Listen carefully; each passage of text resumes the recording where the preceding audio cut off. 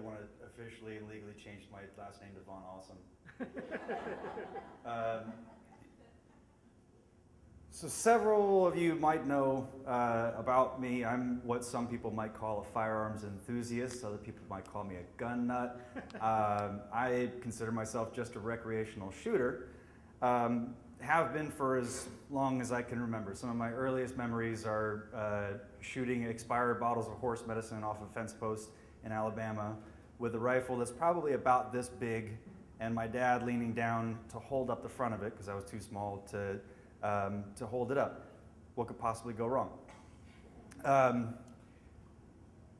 Several years ago, my cousin got a job with shooting competitions, and he was the match director for the Black Powder Target Rifle Championship in Raton, New Mexico, and he called me up and basically asked, hey, do you want to drop everything and come live in a cabin for a month? It's shit pay, and it's a lot of work, but it's a shooting competition. I was like, fuck yes. So I did. I dropped everything, and I went out to New Mexico and stayed at this facility called the Whittington Center, which is one of the biggest shooting facilities in the United States.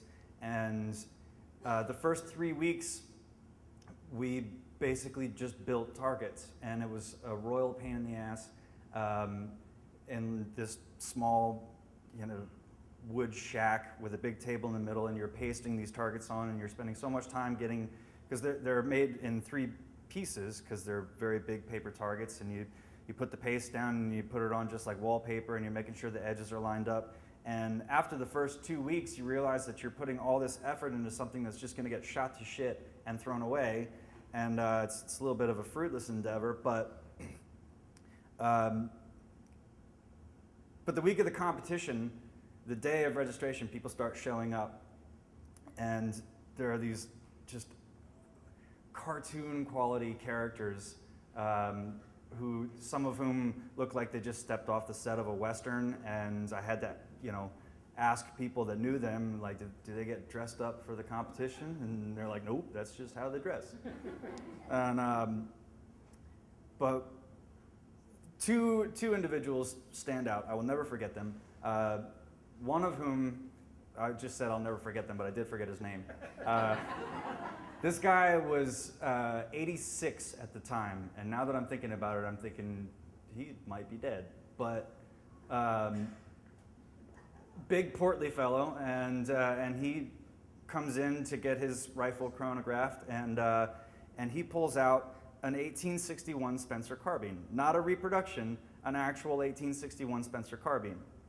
And the criterion for the black powder cartridge rifle is it has to be a single shot falling block, black powder cartridge rifle. Not a muzzle loader, there's actual bullets in copper cases. But most of these rifles are reproductions, and they're custom made, and they're thousands of dollars. But this guy is just big on tradition and old militaria, and he's shooting an actual, I almost said it looked like it was made during the Civil War. It was made during the Civil War. But the competition is broken up into several categories. There's the first round is at 200 yards. And 200 yards, for me personally, shooting offhand, which means you're not resting the rifle on anything, you're just holding it up by yourself, that's difficult. But all of these guys just punch the centers out of these targets, and they're incredible marksmen, and it's almost a warm-up. So then they move back to 400 yards, and they're shooting off of cross sticks, just straight pieces of wood that they're holding in a bipod fashion and resting the rifle on top of that, and they're still punching 10s and X's the whole time. And the competition moves back, and the final round is the Creedmoor match. It's 1,000 yards. Now, mind you, Raton, New Mexico is considered high desert, and the 1,000-yard range is a very wide, flat space. The particular year that I was working there, they clocked wind gusts at 55 miles an hour going across the range.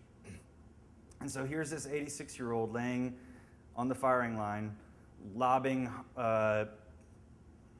600 grain bullet 8 stories up to be blown back by the wind down 1,000 yards downrange.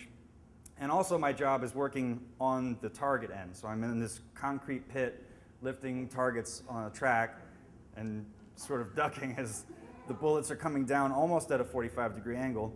And this guy's just freaking drilling it. And everybody else is also doing very well, but with modern reproductions of black powder target rifles.